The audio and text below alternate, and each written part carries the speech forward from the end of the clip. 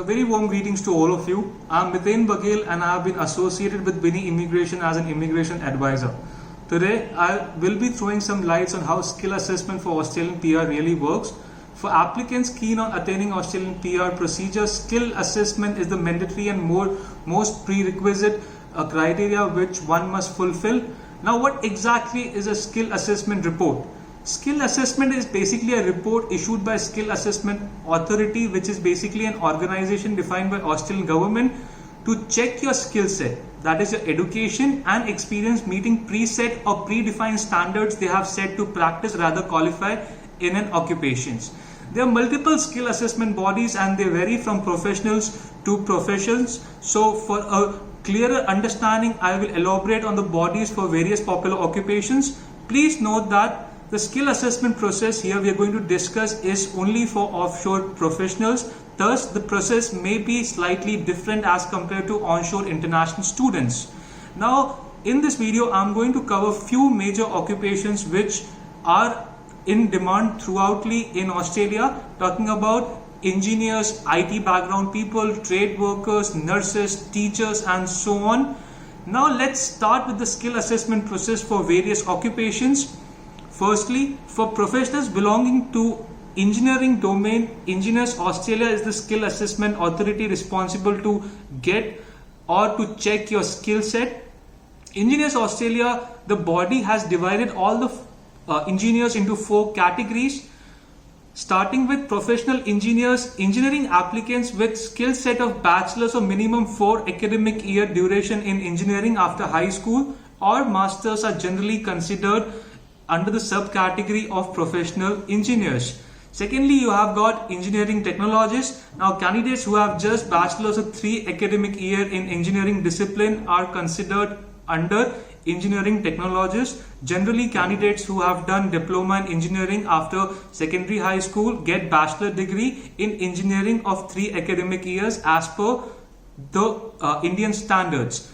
Third, you have got engineering associates. Now, applicants with education of just diploma in any discipline of engineering after secondary high school are categorized as engineering associates. Last, you have got engineering managers. Now, for all the skillful engineers or candidates who have gained immense managerial experience in engineering firms or applicants with certified ITI courses falls under the category of engineering managers. Now, engineering managers are required to present a report called CDR report. Now, CDR report stands for Competency Demonstration Report, which is basically a vessel through which an engineering manager looking forward to getting a skill assessment done for Australian PR procedure can prove their competency and information about various projects which they have been associated with. For all the aspirant engineers out there, you are required to have English proficiency level of competent, that's 6 each in IELTS or 50 each in PT. Secondly, moving further, you have got IT occupations in our list. Few examples of IT occupations are software developer, tester, computer network and system engineers. You have got programmers and so on. Now, for all the IT discipline people or for all the aspirants out there who come from IT background, please note Australian Computer Society, which stands for ACS, is a body which is responsible to get your skill set accredited. For all the IT professionals out there, few points which needs to be considered while getting yourself assessed from ACS, that stands for Australian Computer Society, are it deducts 2 to 6 years of working experience depending upon few present criterias. Starting with, if your education is comparable to bachelor degree or higher with IT major subject that is closely related to your nominated occupation, you will be required 2 years of relevant working experience completed in last 10 years or 4 years of relevant working experience completed in your past working history. On other hand, if your degree is assessed as having IT major but is not closely relevant to your working experience, you are required mandatory to have 4 years of relevant working experience completed any time in your past working history. Now, there are so many candidates who have opted for other discipline degree like humanity or commerce example.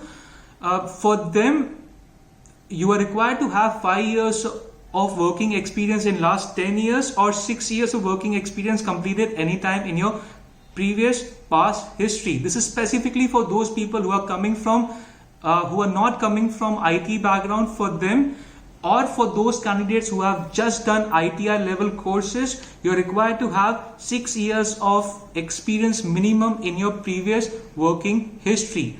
Applicants whose education is assessed by ACS diploma or higher with insufficient or no IT content are generally required to have 6 to 8 years of working experience in IT with a report called RPL, which stands for Recognition of Prior Learning, in which you are required to submit 2 project report to demonstrate how you have acquired that IT knowledge.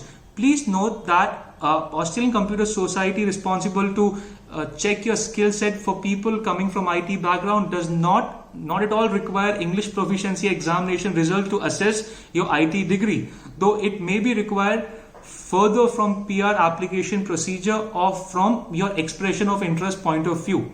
Moving on to the occupations like dental technician, diesel motor mechanics, dresser, welder, dog handler, electrician, cook, chef. Now here I am talking about all the trade workers. Now talking about the skill assessment authority defined by Australian government for all the trade workers is TRA. TRA stands for Trade Recognition of Australia.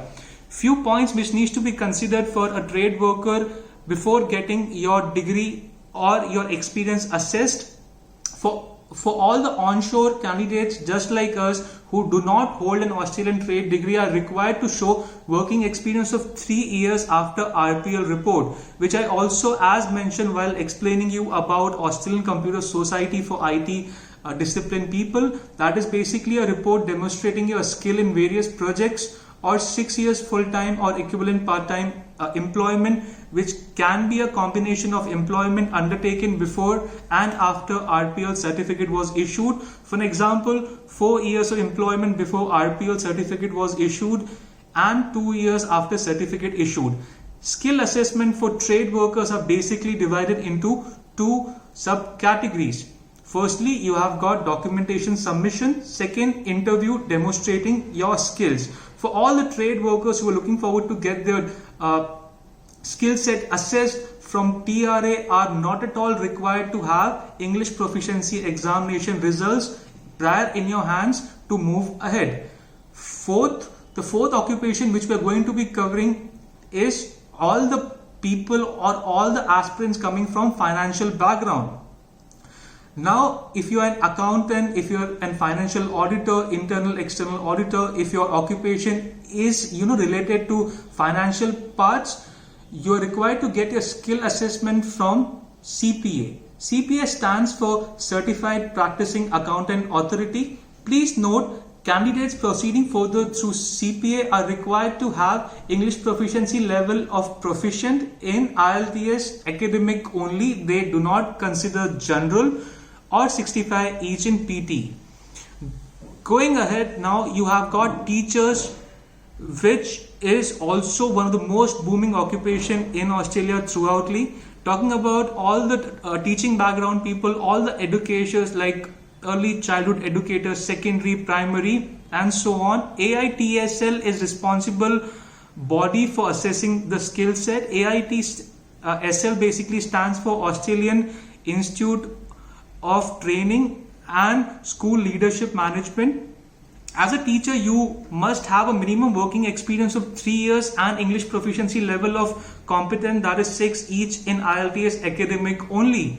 AITSL for all the teachers out there, you are required to have IELTS academic only. General again is not considered, as I mentioned.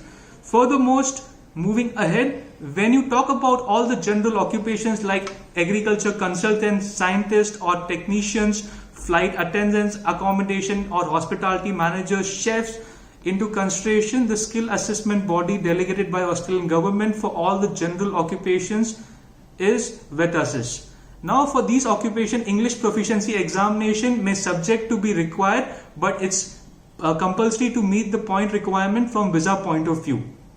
At last, amongst all the healthcare occupation, nursing has always been in demand. The skill assessment body is NMAC. For all the nurses who have done bachelor's or master's in nursing or GNM are required to score IELTS proficiency score of proficient level, that is 7 each in all the 4 IELTS academic modules only. And if you come from the nursing background, you can also appear for this English proficiency test called OET. OET stands for Occupational English Test, which is a language test delegated for all the healthcare professional. Initially OET was developed for countries like Australia and New Zealand. The occupations and body discussed about today are the most popular ones, but Australian PR is only not limited to these occupations. These are the number of other occupation and relevant bodies, but one can move ahead with. I have tried to cover most of the occupations which are, as I mentioned, are demand throughoutly. But if your occupation is not in the list, or if you're not sure through which body you must proceed further, I request you to please contact us at a toll-free number 1800-419-3242, or kindly write us at info@winnygroup.com. Thank you so much. Bye.